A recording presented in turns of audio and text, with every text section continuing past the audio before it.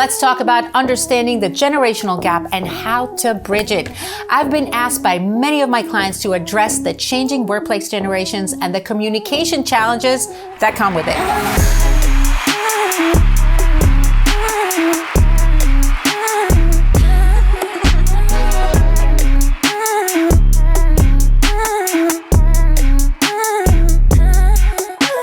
The positive and negative effects of generations gap is a topic that is definitely on the table as a challenge for many leaders these days.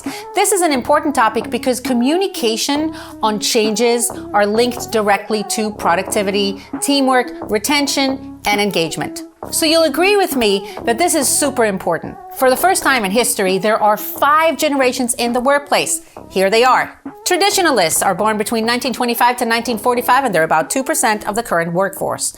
Baby boomers are born between 1946 to 1964, and they're about 25% of the current workforce. Gen X is born between 1965 to 1980, and they're about 33% of the current workforce. Millennials are born between 1981 to 2000, and they're about 35% of the current workforce. And Gen Z are born between 2001 and 2020, and they're about 5% of the current workforce. Now let's understand the fundamental differences and see how to bridge them. Why is it important? Because it helps drive better results for organizations and team, and it also improves the human relationships, which are so important for retention and motivation. In order to lay out a successful multi-generational workplace communication strategy, it's important to take a look at what the different generations value. Each generation has its own separate identity with its own distinct viewpoints, values, and attitudes towards work, life, based on its own life experiences. To be super successful in integrating these diverse generations into the workplace and create a unite and productive multi-generational workforce and team, leaders need to create a culture that actively highlights respect and inclusion for the multi-generational workforce. All right, let's understand a few basic values each generation has and how these play into their communication styles. Baby boomers. So this generation often has been characterized as workaholics. They tend to put work before their personal lives in an all or nothing attempt to achieving personal gratification. A staggering number of workers from this generation must now work into their retirement years to recoup their losses from these major financial setbacks that have occurred to them in the course of history. So because of this, baby boomers value ambition, monetary security, and self-sufficiency. Baby boomers' preferred form of communication, face-to-face or a phone call. Gen Xers. This group is also known as the latchkey kids generation. This generation was brought up with record-breaking divorce rates and a mile-long slew of public political scandals, making them inherently suspicious and skeptical of authority figures. Gen Xers respond well to straightforward communication and they yearn for greater sense of freedom. Do not try to micromanage them. They value a strong work-life balance and the ability to maintain their independence. Preferred form of communication, informal and flexible by email, phone call, text, or meeting. Millennials are the first generation in history to grow up with the internet since birth.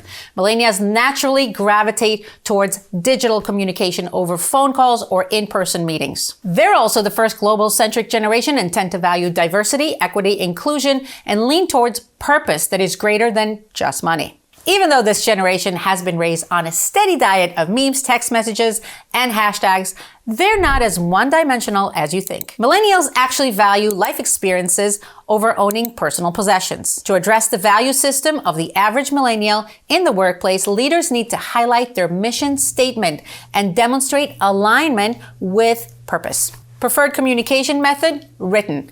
Email, text, DM. Gen Zers. In recent years, Gen Z has stepped into the workforce. They are already demonstrating some critical differences from the millennials. Most of the Gen Zers come with a multicultural mindset, which makes them value diversity and inclusivity. This generation is open to feedback from older peers and look forward to educating them about new ideas and tech innovations. Preferred form of communication, they respond best to in-person communication that is honest, transparent, and straightforward. Gen Zers really need and crave the one-on-one personal approach.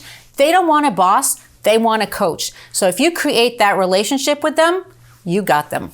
So here are 3 strategies to creating a cohesive work culture across the different generations. Okay, so if these generations have to work together, how can you manage and lead different generations in the workplace and work successfully with different generations as one productive team? Here's how you do it. Number one, establish respect. There is a place in the workplace for wisdom and experience, and there is a place for fresh mind and technological knowledge of the younger generation. As with any diversity-based situation, make respect part of your culture. Number two, tailor your communication style. Many leaders make the mistake of relying too heavily on a single method of communication, which is comfortable for them.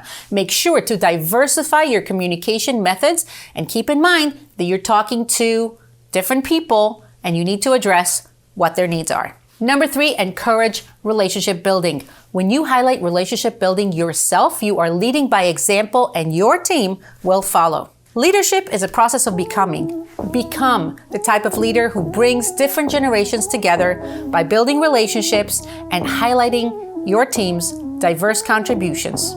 You got this.